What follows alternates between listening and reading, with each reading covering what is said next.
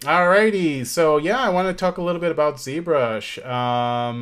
Yeah, when I first started out, I was doing kit bashing. I was bashing things together right away, long before digital sculpting, and that led to me messing with toon shading. And once I started doing toon shading, I felt like I could take my own drawing style and kind of make it 10 times more impactful with what I could accomplish in ZBrush. So that kind of sealed the deal for me.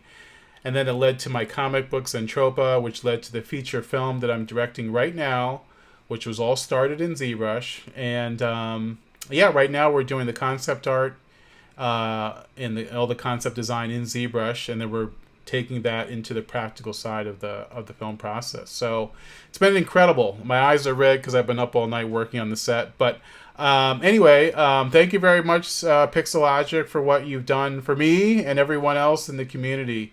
You guys are awesome. All right, take care.